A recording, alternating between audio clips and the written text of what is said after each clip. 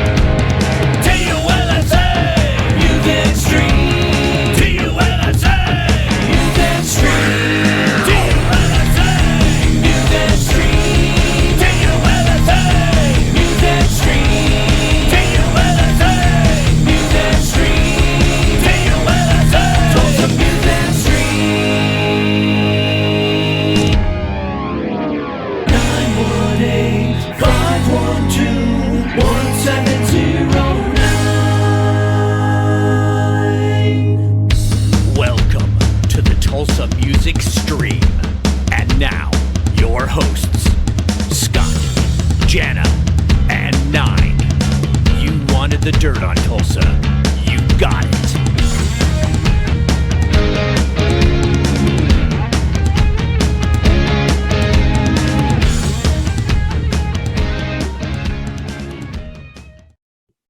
When I think about legendary hard rock, heavy metal guitarists, you know, the first three come to mind. That's Eddie Van Halen, Randy Rhoads, and yes, George Lynch. And he will be joining us today on episode 77 on Tulsa Music Stream.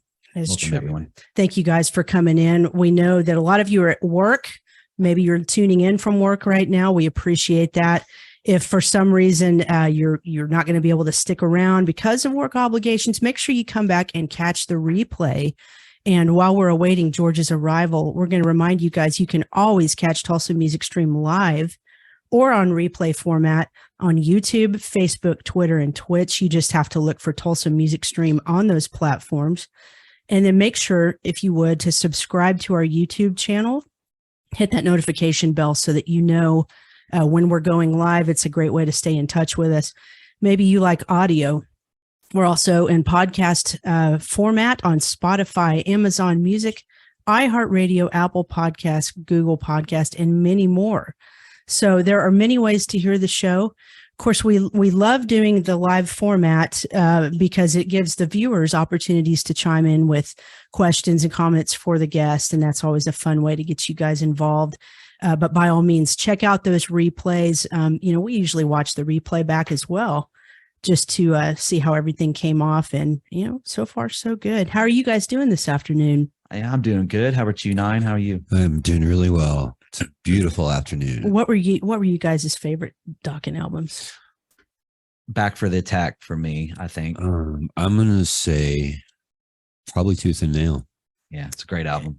Was it more because of the strength of the songs, or just maybe it brought back certain memories? I think for you? me, it's the songs at that time in my life when I was like a 14-year-old or whatever. Right. And I remember I still have those original albums, and I wore it out. I loved it. It was a great album. Yeah. What about you, Scott? Was there like particular songs that stuck out that made that album your favorite? They all did. I mean, I bought them all. I mean, Tooth and Nail kind of really brought me in. And then I went and got, of course, I watched the video of Breaking the Chains and everything on like VH1 or whatever. They had a thing called Night Flight, and that video would pop on there. And then I remember seeing the video for Into the Fire, and that just really like, okay, these guys are legit. And then I bought every album after that, and I had the opportunity to even talk to George and hung out with him backstage at the Brink here in Tulsa when we opened up for him. And of course, I was out of my mind, and he was all buff and everything. So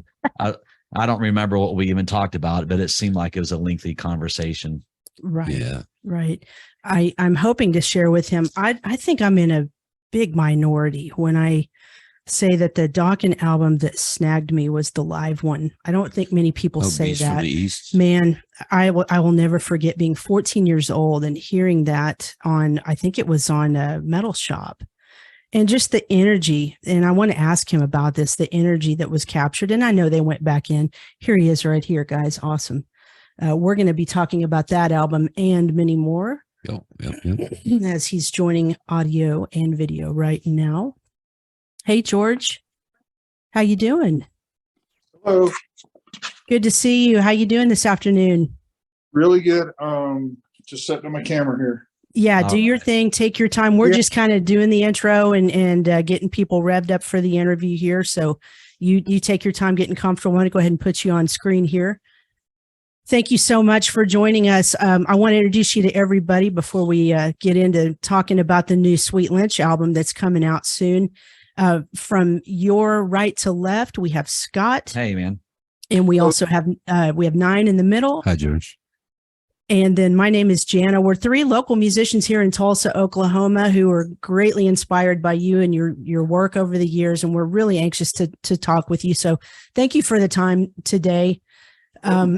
Before we get into talking about other things, we certainly want to bring up this new Sweet Lynch album that's coming out on May 19th on Frontiers. This is you guys' 3rd release.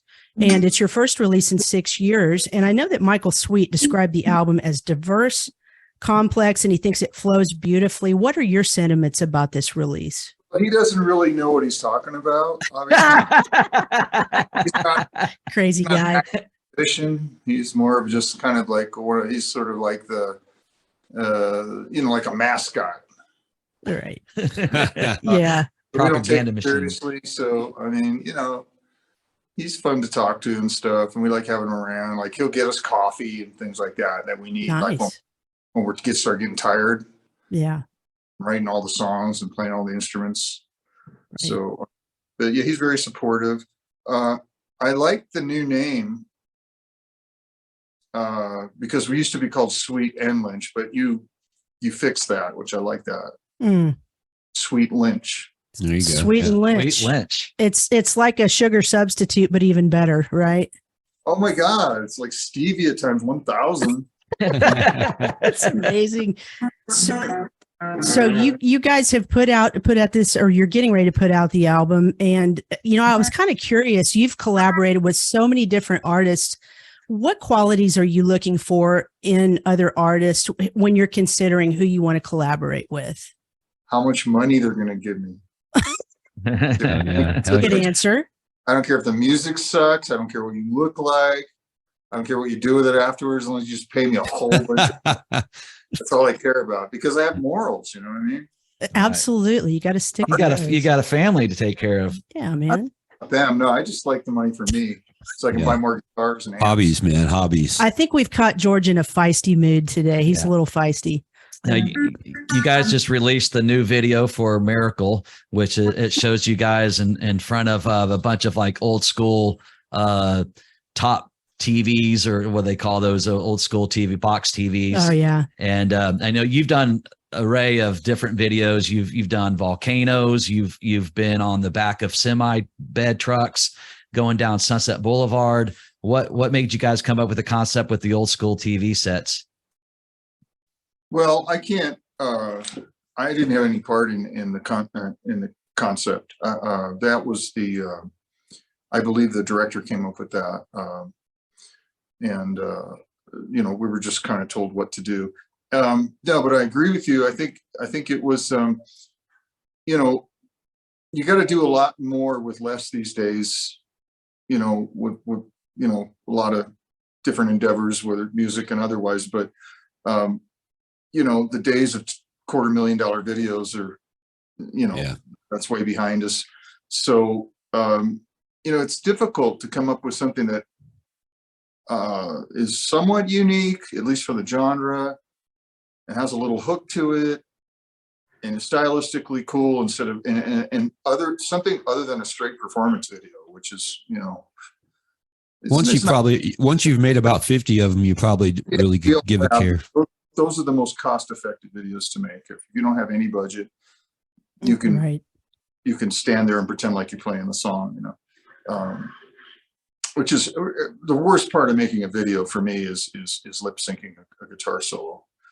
But yeah, no, I thought it was a cool vibe, and very, as I said, time and cost effective, and it, the kind of video drone kind of vibe, Sure. So yeah,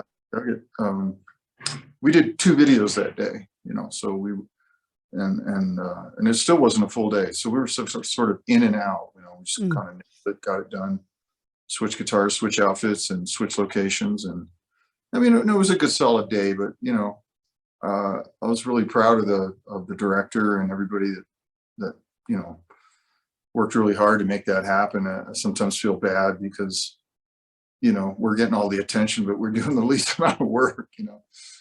That's a painstaking process, making videos. I mean, that you're doing the same shot over and over for hours, correct? Is it still like that? No, not like we used to. No, really? Before, back in the bad old days, it used to be like that. It was just endless. And then it got to the point where, I started thinking, I'm not going to try to pull rank here or anything, but I think this is a little bit ridiculous. Mm-hmm. It's necessary to run through the song 10 times for each shot, and it's fatiguing, and it's, I think, pointless. Sure. And it's editing harder, and you get a couple good takes, you should be good. Yeah, seems like it. Hey, I want to put up a flyer on the screen. You guys are going to be part of the Monsters of Rock cruise, April 29th through May 4th with Lynch Mob. These are so much fun for the fans, but I'm guessing they're equally fun for the artists, because is that kind of like a big family reunion where you get to see a bunch of your buds and hang out for a few days on the water? There's that, yeah. And the fact that you are out there on the water and going to hopefully, cool destinations, sure. Getting some sun and getting in the water and seeing some different places, Right. And so, yeah, I mean, it's a little bit of a vacation, a work vacation. I'm sure you're aware, we do more than just play, we've got other commitments, like this morning, the Monsters of Rock guys asked me if I would be okay with doing an art thing, which I agreed to do. So, I mean, do that, and then there's some jams, and then there's meet and greets, and I guess Eddie Trunk's usually, I think he's going to be there, and then you do an interview with him, and then there's some guitar contest that I'll be one of the, on the judging panel. Very cool. So, the thing that I hope for when I go on those cruises is that we don't have to play when we hit the main cool port, and everybody's, because there's not going to be anybody there to watch you, and you're not going to get to go to the cool place. Oh, gotcha. Okay. Exactly. That makes sense. It's a KISS cruise, and we went to Cabo, and we fortunately did not have to play when we were docked at Cabo. So we got to go and do Cabo, Super great. cool. Super cool. Yeah. And then in addition to that, it looks like you guys have some more dates coming up, and we're excited because there's a date on May 6th in Broken Bow, Oklahoma. That's here in our neck of the woods. Do you guys anticipate adding more dates throughout the summer, or is it going to be kind of a light summer for you, show wise? No, we tend to add dates pretty close up to, I mean, the Monsters of Rock just got added. Cool. That got added like 2 weeks ago. So Okay. our agent is constantly looking to book us appropriate, venues or whatever. And we about half of what we do is we do the support Dokken thing, which works. Lynch Mob comes out, we play an hour set. Dokken comes out, they do their thing, and then I come out at the end of the Dokken show and jam with them. Yeah, we caught you there at Key West talking about a really cool place out there in Key West the very first year, and then there was like a VIP thing, and I was there when I watched, Chips Enough was on bass and Andrew Freeman was there singing and some guys from Great White. And then you showed up a little bit later, which I think we had to do like a VIP sailing thing, which was really cool. But I got to miss you jamming out at the VIP. But yeah, how did you enjoy that Key West show, Rock Island Fest? Again, because you're in Key West, how could you not enjoy that? Right? Sure. Right. The ocean and go walking around Key West and yeah, it's great. But that was the gig that we did. And it was a big tent, right? Yes. Mm-hmm. Yeah. It was kind of a throw and go, just get up and yeah. Right. I remember that one actually in particular. I remember that I didn't ever shut up. I just kept I thought, well, there's no rules here. It's a jam. So if they say it's a jam, then that means I can jam, right? Right. To jam, and I'm going to keep playing, and it's not going to be. And then I started getting a little pushback. I can't remember from who. They're like, kind of, hey, man, it's a little long-winded. I mean, maybe you want to get back to the song. No way. Wow. There's no rules in rock and roll. Come on. There was time. They were saying there was a time thing they had to cut off. So there was another band or something. So I had to respect. So, with Lynch Mob, you've played with so many people and you got so many projects, just trying to do research on you. I mean, I've known you from the old school days, but all of your new stuff it's so widespread and so many topics to talk about. You got the End Machine, you've done stuff with Doug Pinnick, you've done, all this cool stuff. And of course now Sweet and Lynch. What's it like to work with so many different people? And I know Lynch Mob has got, have had some cool members in and out of that band, but you've got an array of just musicians that you play with constantly. Well, I do it because I can, Right. I mean, the opportunity is there for me if I want to, pursue it and go after it. And I'm very fortunate in that sense. So I'm going to take advantage of that and make as much music as I can, as long as I still feel compelled to say something musically. And, all these guys I play with in these different projects we're friends and they're enjoyable. Right. They're not, it's not an obligation. It's not tedious. Usually, we're under a kind of a time constraint, like with KXM, we're all so busy that it's really hard, if not almost impossible, to find that 12 days we need to make an album. And which is how we make our records. We go in, we don't write any songs until we see each other. We get in the room, we do one day of setting up and getting the sounds. And then every day after that, we have to write a song, come up with scratch and start jamming. Wow. We just start, we're like, oh, that's a cool riff and that's beat and let's make some more parts and let's arrange it. And then that'll be half the day. And the next half of the day is like recording it, getting it right, record it. So it gets recorded properly. And then we do that 11 times and that's our record. Wow. That's incredible. That's a cool process. Yeah, we've done 3 of those. And, but the problem is finding time, So, which we always have to do. Most of these records are done relatively quickly, including the Sweet and Lynch record. Or the record I released just before Sweet and Lynch earlier this year was the Banishment record. And that was one exception to the rule. That was a very long process. That record took 10 years. Wow.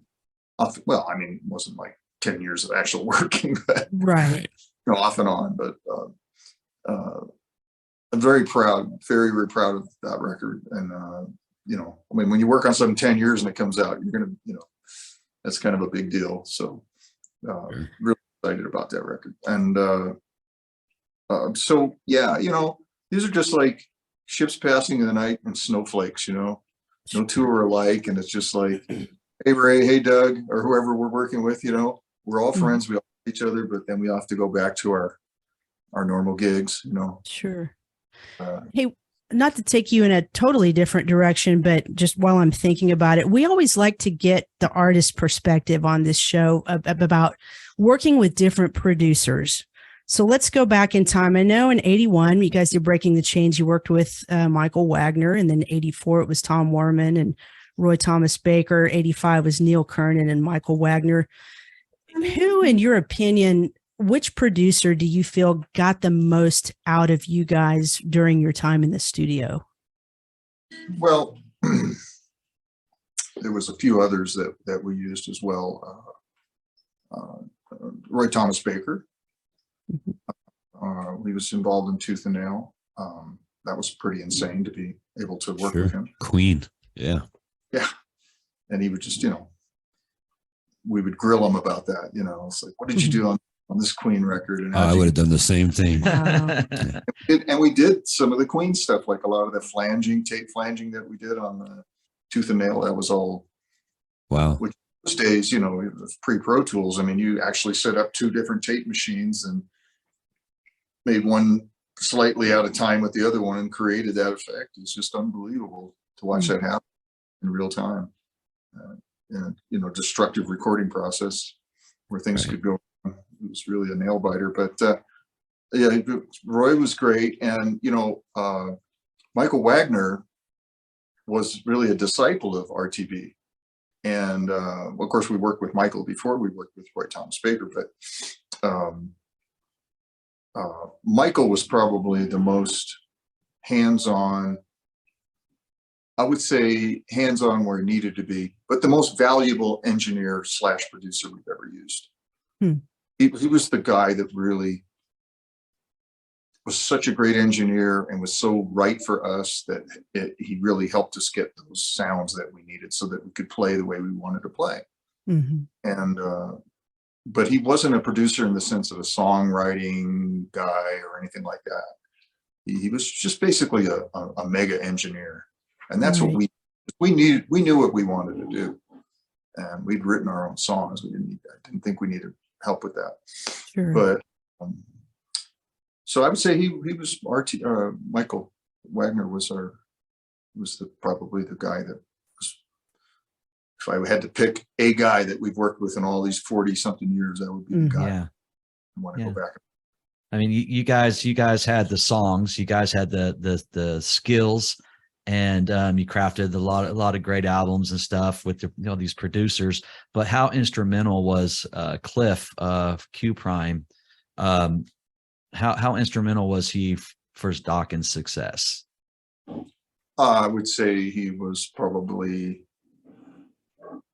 more important than the band. Wow. I don't think I'm sure we wouldn't have had that anywhere near that kind of success, if any success, without Q Prime and Cliff Bernstein believing in us and fighting for us and being smart managers and opening up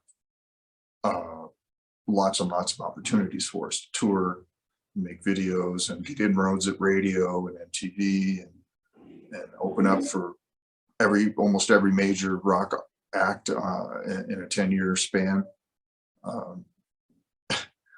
It was, their machine. Yeah, I'll always give Cliff the credit for really. You spoke about opening up for bands and things in the early days, and you've done headlining and everything like that. What was your experience opening up for bands, and do you still get nervous before you go on stage? I don't get nervous. And the experience of opening up for the big bands back in the day, I would get nervous back then, especially right at first, to the point where I couldn't play my guitar properly because I'm so nervous.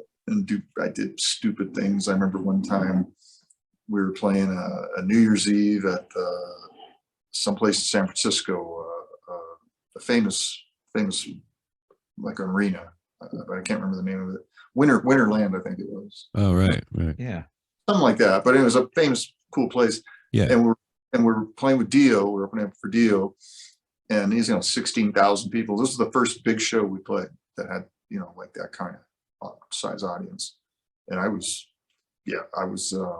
had tremendous stage fright. I was really nervous, but I knew I had to do it.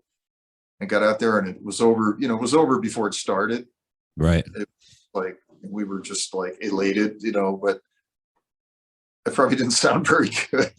We were overdoing it to the max, and I was almost hyperventilating. And I went out, and I remember I got back down on my knees and bent over backwards and couldn't get back up.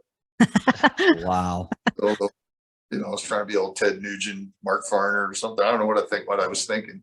And my roadie had to run out and lift me back up because I had gotten to the point where I couldn't get back up. Yeah, I did a really stupid shit on stage. I heard you tell a horror story on another interview about just how badly opening acts get screwed by the headliner as far as the way the subs are cut by 50%, and basically the opening band is just set up for failure. Do you think that's a practice that still takes place today, or was that just kind of an old school practice back in the day? I can only speak to my experience and people I speak to about it, other band members about it. I think it's maybe less of a thing now than it was. It was pretty much everywhere in the 80s. It was, you were opening up for a big band, you were getting crushed to a lesser or greater extent, depending on the band. Right. Aerosmith was really nice to us, and they gave us a good amount of what we needed, lights, and they weren't draconian about it. Yeah. You're still I get it. We're the opening act. We don't get all the lights. We don't get all the sound. We don't get all the stage. We don't get to sound check that often, but give us enough to do what we do and give the people so that we can give the people what they paid for, because we're a meaningful act. It's not like we're just nobody that nobody knows who we are. And, even then you respect the musicians, but, people are paying money on that ticket. Our name is on that ticket. Don't make us sound horrible and look horrible so that people can't sound like just to make yourself look better. Yeah, it's sad. So I think that we got sandbagged pretty regularly, and that was really the one major thing that we had to try to figure out. I remember that was just the stream of consciousness thing that we dealt with every single day, especially Jeff and I.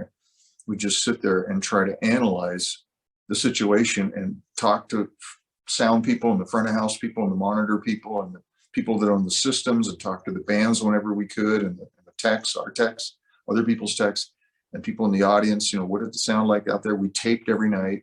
We listened to it in the back of the bus. We'd sit there and we'd listen through the whole show, not only to see where we could improve or what mistakes we made with the vocals or anything, the arrangements, or how the show flowed, but also the sound, most importantly. We're just like, what? And then we go out and watch the headliner every night, and we're just like trying to figure it out. And once in a while, people would tell us stuff that was very enlightening. For instance, I think it was Judas Priest's front of house guy, Gunji, would party with us a little bit. So he would open up a little bit after the show at the hotel, and we'd be like, dude, I mean, we go out, we hit the same E chord, and nobody bats an eye. We look at the audience and we're not getting through. They're going, to get a hot dog, or checking their freaking, talking to their neighbor, or how can they talk? I mean, is it that quiet? Right. And then we go out and watch you guys, and there's this mid-low frequency resonating, like right in your, it's when Priest hits that freaking low E, and it's just like, it's synthetic. It's like, wait a minute. Okay, I get it's the subs, but there's something else going on here. And they tell, there's a lot of ways to do that to an opening act. I mean, you get rid of the subs, or you dial everything back. You dial the whole system back. You basically put a governor on it. You're not allowed to use a lot of the rack stuff, none of the gates, a lot of the effects. You're not allowed to put in your own effects. And sometimes they'll do things with the EQ, and they'll go up and EQ the system, not on the board, but on the system, and they'll duck your mids. So you have that presence, and the guitars live in the mid range. There's no way you're going to get around them. I don't care how hard you play, how good your songs are, or how tight you are. You can't get around that. You're not. So once You're not- you discover that that is an intentional effort being made, I'm gathering from what you're telling us that even if you were to go and confront, they would just laugh at you. Is that right? It's just the politics of touring. Mhm. You can complain about it, but what good's that going to do? I mean, Sure. nowadays, usually the opening act has their own boards and they're just limited to using that board. And the headliner come in and they've got a whole other world happening somewhere else, Mhm. ship, and you got some little thing tucked up in the corner. And that's Right. what that's same for the monitors as well. And I mean, I still deal with that at my age, doing this for this long. If I'm in a support situation, without mentioning any band names, but I still deal with it on a daily Mhm. basis, and it's Goodness. Well, very frustrating. we seen you. Saw you guys open up for that Aerosmith tour when you came to Yeah. Tulsa, and it was an amazing show. I had a great time. I believe that was the Permanent Vacation tour. It was, yes. And yeah, you guys rocked it. But you guys came here during the Under Lock and Key album, and you played on a cabaret theater, and we had some friends that opened up for you guys, and that was a really good time. It's my very first time ever seeing you guys, and I actually had the opportunity to open up for you guys here in Tulsa. It was at the Brink, and I got to meet you backstage, and that was back when you were all working out and everything. And I did my set and you guys got done with yours. I already been drinking. I don't know. Me and you had some long conversation backstage. I'm sure you don't remember it, but I don't either. I was hoping maybe you did, No. but you guys like let us have all of your food back there. You let us eat anything we wanted, have anything. You had your buses back there. That's Everyone was kind. really nice to us. Wow. So whatever how they treated you back in the day, you surely didn't do that for us. And so I just wanted to say I Wow. appreciate that. That's very cool. You didn't sandbag you? No, You didn't teabag him either. Your son was there as well, there in Tulsa, and it was at the place called the Brink. Anyway, it was a great show. I got this. I sat and watched you do your sound check, which was an amazing. There's only two guys that blew my mind during sound checks, and that was you and John Five, and that was just an incredible experience for me. So. Hey, George, what do you remember about the Hearing Aid, the Stars song, recording all that, and all the cast of characters? Yeah, well,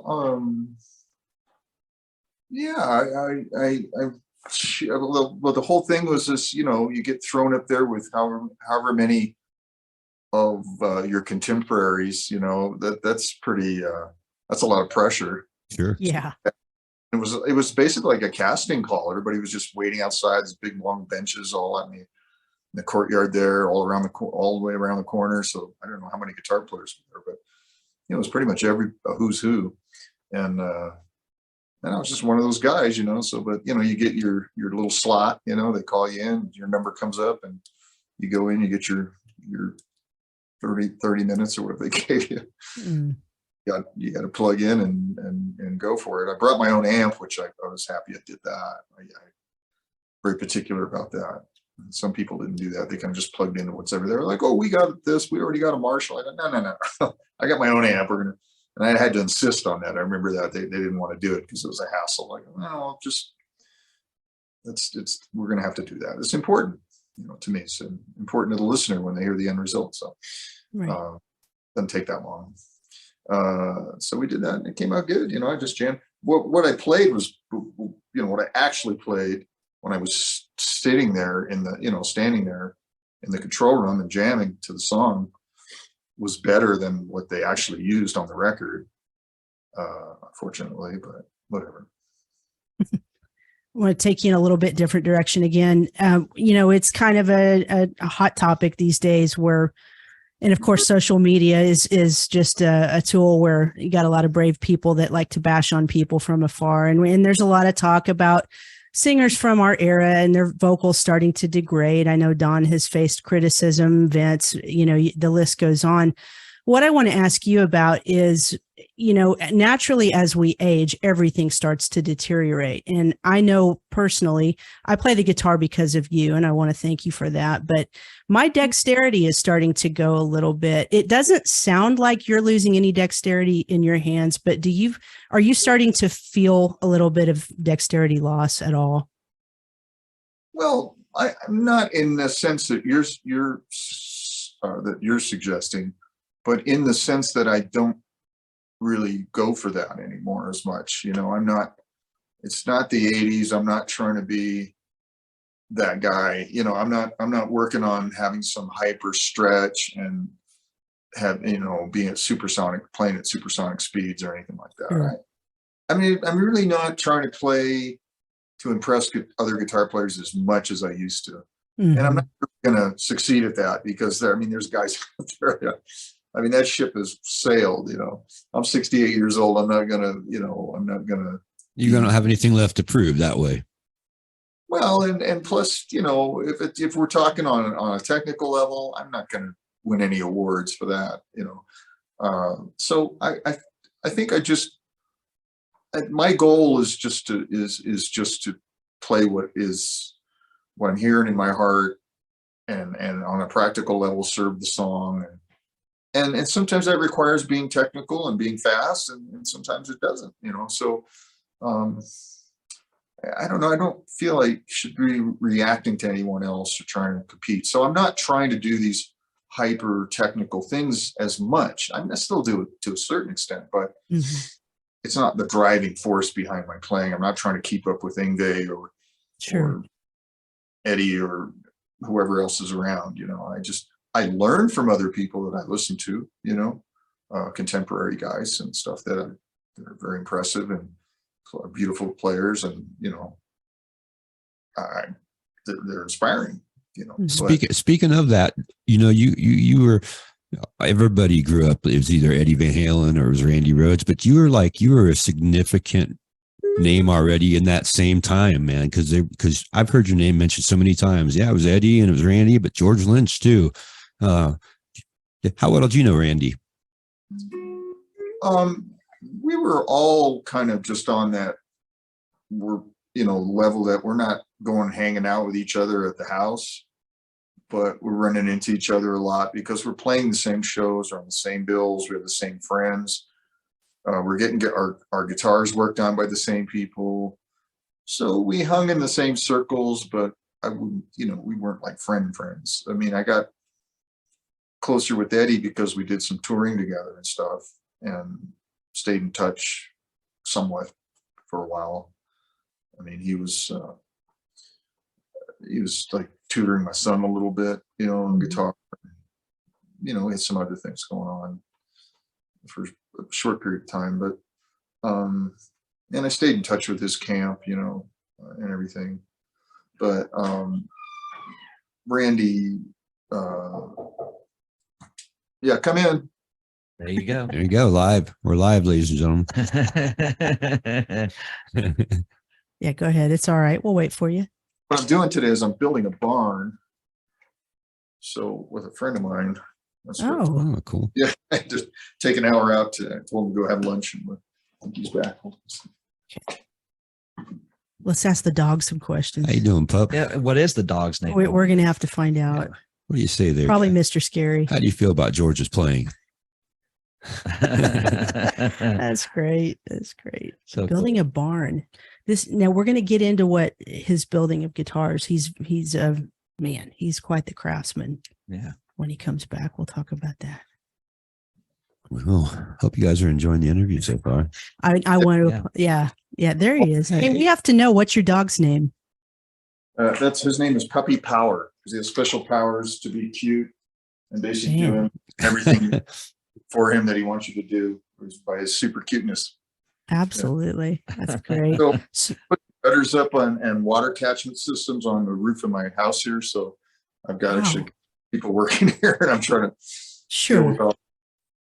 Well, we won't keep you a ton more time. I do want, Scott, did you have something before we start talking about his guitar line? Well, I was, you know, you were talking about, you know, Randy and Eddie and everything. And, you know, with Dokken, you know, you guys, you gave you a great platform to showcase your skills and your guitar, you know, your guitar playing. And, you know, you hit that pinnacle, you know, after Back for the Attack. And, you went on that Monsters of Rock tour, and I guess, you put out an interview or whatever that you said that you were kind of dispirited and depressed about that, because I guess you felt you guys were going to go on to the next level status of where you were at that time. You felt like you guys were going to get to that level, and it didn't happen for you. Have you ever sat down and talked that out with Don about the money situation and how things kind of broke up with that? No, because that would be like a Democrat trying to talk a Republican into becoming a Democrat, and not for Bernie Sanders. Even though, whether a person believes it or not, they're sort of invested in in who they are and what they believe as far as how things worked out. So, discussing and ancient history isn't going to change anything. It doesn't do any good. I don't really care about blaming anybody, or I don't even care. It's at this point. I mean, would it? There's a lot of ways to think about it. The butterfly effect. I mean, if we had become big giant rock stars, millionaires, maybe that wouldn't have been a good thing. That's not really an argument for it or against it, but I'm just saying that's the argument I would get if I were to bring that up. So I did you a favor by throwing a wrench in your career.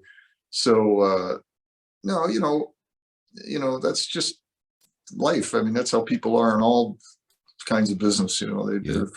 Most people are going out for themselves and their own best interests, and I don't really have anything to say about it. I don't have any thoughts about it, good or bad, at this point. I'm very fortunate.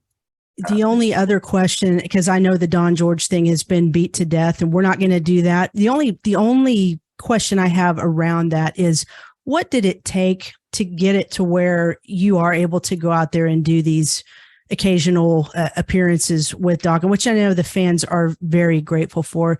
How did you guys get to the point where that was doable? Time. Yeah. And, it's actually an idea that I have been pounding the table about with various agents over decades. And just, it's like, guys, why don't we do this? Lynch Mob opening it for Dokken. I mean, we're entertainers, it's show business. There's it's more than just music at this point. Now, there's like a human element to this drama that people would want to go witness. Mm-hmm. And come out, and then we do are they going to get a fist fight, or are they going to hug it out, and it's kumbaya, everybody loves it, and half the original band and all this kind of stuff, and it's just it works. So sure. I mean, hey, George, we had Jeff Pilson on a while back, and I want to ask you the same question I asked him. I want to ask about your under lock and key outfits. He made it sound like you guys weren't really happy with that look, but it was kind of like the record company wanting to doll you up a little bit, and what is that a correct statement?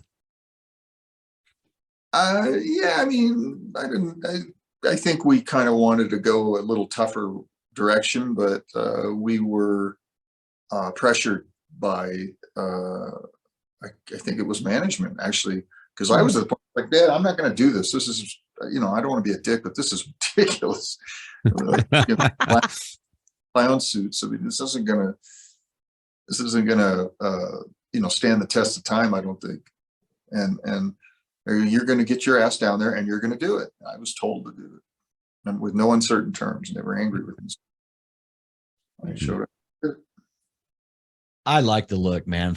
I did. I was an 80s guy. You guys are 80s guy. They all got their own colors. It didn't bother me at all. I thought it was cool. All those outfits were made by the same guy. It was all Ray Brown, and he still makes stuff for legacy bands. Judas Priest, everything that they wear is made by Ray Brown. Wow. The Turbo Lover. Probably doing Def Leppard. I don't know who does anymore, but the big bands, and his stuff's extremely expensive. Mm-hmm. He has like a slave sweatshop set up somewhere, probably. Well, we have to talk about your guitar line. I'm going to put this up on the screen. For those who've been living under a rock and maybe don't know, George designs and makes guitars, and the line is called Mr. Scary Guitars. They are hand built and created by And- George himself. And George, I want to ask you, I'm putting up some pictures of these.